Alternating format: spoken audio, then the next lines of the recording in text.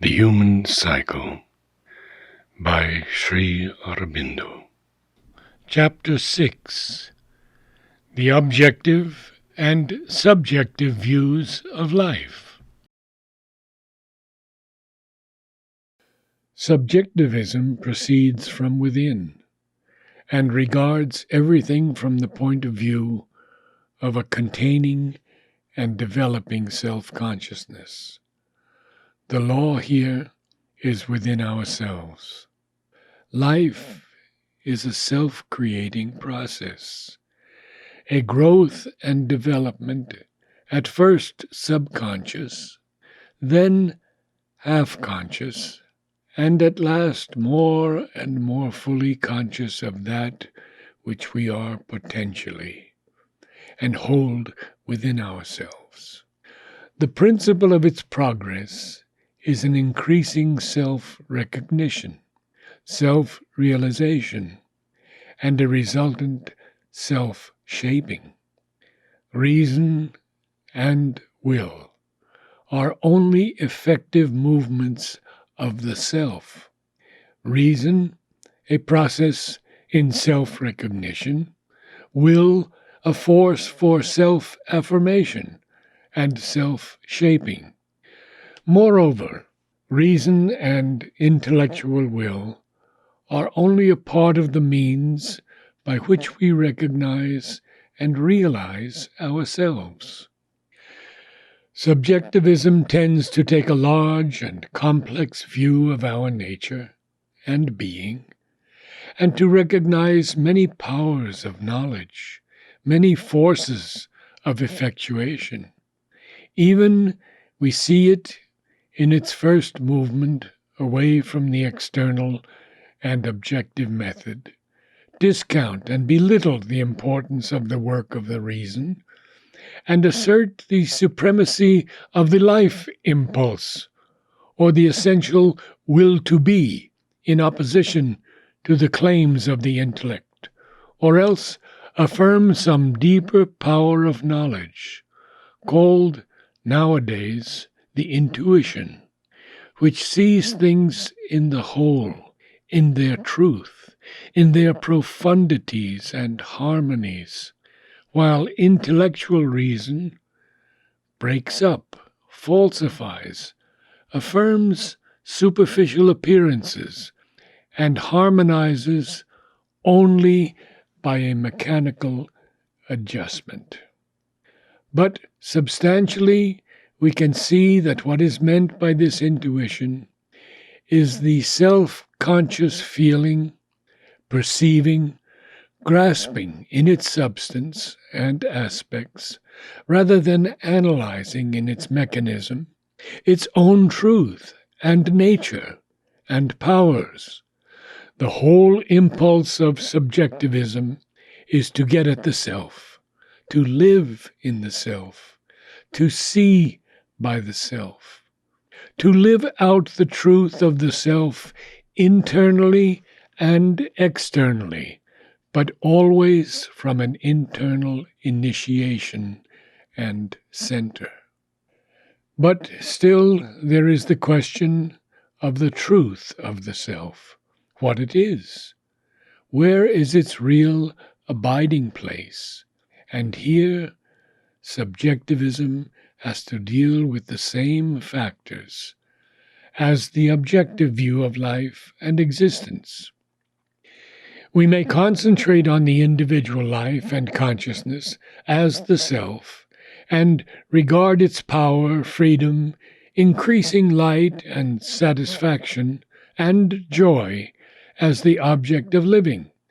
and thus arrive at a subjective individualism. We may, on the other hand, lay stress on the group consciousness, the collective self. We may see man only as an expression of this group self, necessarily incomplete in his individual or separate being, complete only by that larger entity, and we may wish to subordinate the life of the individual man to the growing power, efficiency, knowledge, happiness, self-fulfillment of the race, or even sacrifice it and consider it as nothing except insofar as it lends itself to the life and growth of the community or the kind. We may claim to exercise a righteous oppression on the individual and teach him intellectually and practically that he has no claim to exist, no right to fulfill himself except in his relations to the collectivity. These alone, then, are to determine his thought, action, and existence, and the claim of the individual to have a law of his own being, a law of his own nature, which he has a right to fulfill, and his demand for freedom of thought, involving necessarily the freedom to err, and for freedom of action, involving necessarily the freedom to stumble and sin, may be regarded as an insolence and a chimera. The collective self-consciousness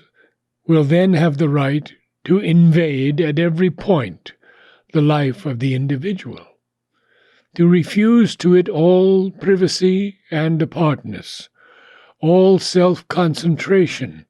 and isolation, all independence and self-guidance, and determine everything for it by what it conceives to be the best thought and highest will, and rightly dominant feeling, tendency, sense of need, desire for self-satisfaction of the collectivity.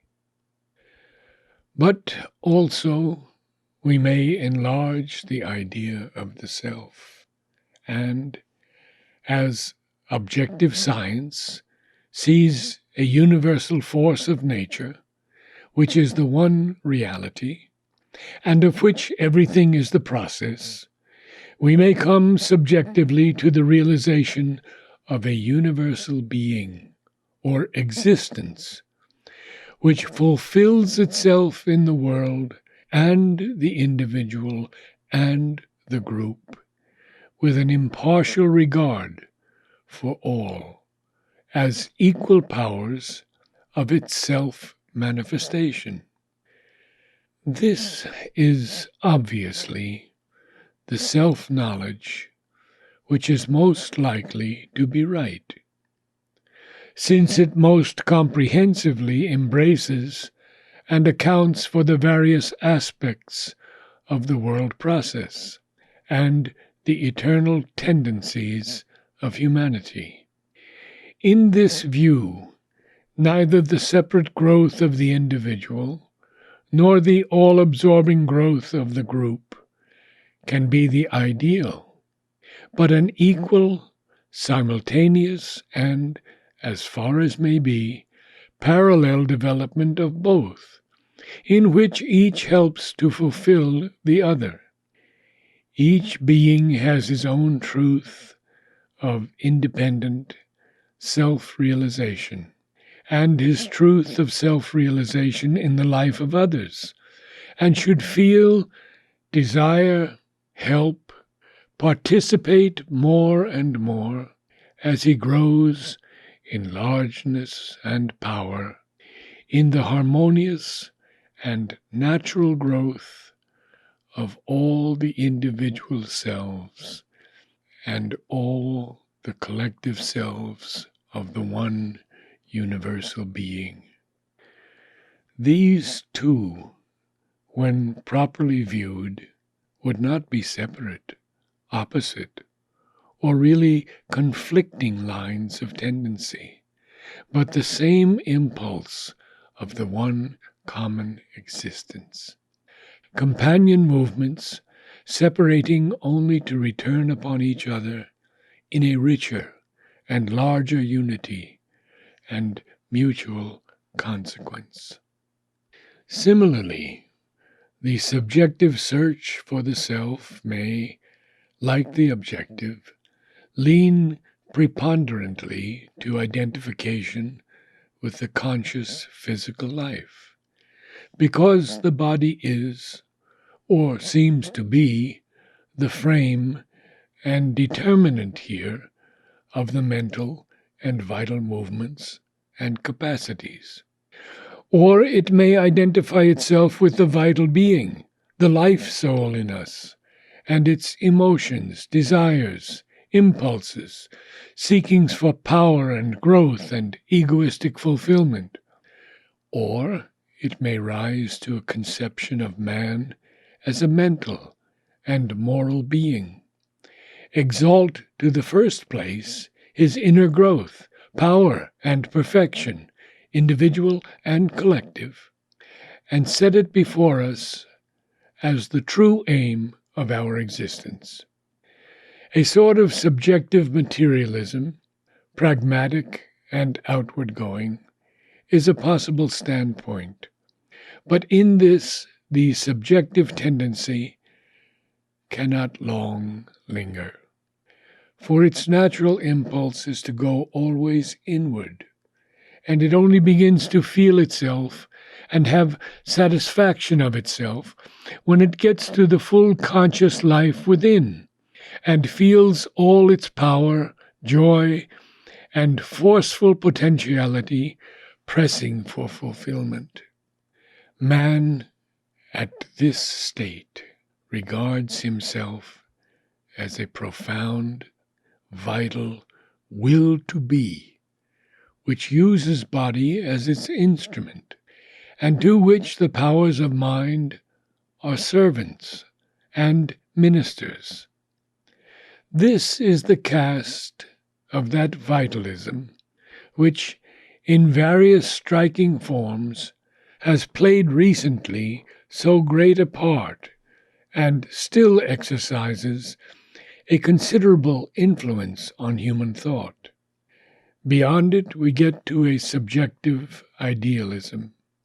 now beginning to emerge and become prominent, which seeks the fulfillment of man in the satisfaction of his inmost religious, aesthetic, intuitive, his highest intellectual and ethical, his deepest sympathetic and emotional nature, and, regarding this as the fullness of our being and the whole object of our being, tries to subject to it the physical and vital existence. These come to be considered, rather, as a possible symbol and instrument of the subjective life, flowing out into forms, than as having any value in themselves. A certain tendency to mysticism, occultism, and the search for a self independent of the life and the body accompanies this new movement, new to modern life after the reign of individualism and objective intellectualism, and emphasizes its real trend and character. But here also it is possible for subjectivism to go beyond and to discover the true self as something greater even than the mind. Mind, life, and body then become merely an instrumentation for the increasing expression of this self in the world. Instruments not equal in their hierarchy, but equal in their necessity to the whole, so that their complete perfection and harmony and unity as elements of our self-expression become essential to the true aim of our living. And yet that aim would not be to perfect life, body, and mind in themselves, but to develop them so as to make a fit basis and fit instruments for the revelation in our inner and outer life of the luminous Self, the secret Godhead who is one and yet various in all of us, in every being and existence, thing and creature. The ideal of human existence, personal and social, would be its progressive transformation into a conscious outflowering of the joy, power, love, light, beauty of the transcendent and universal Spirit.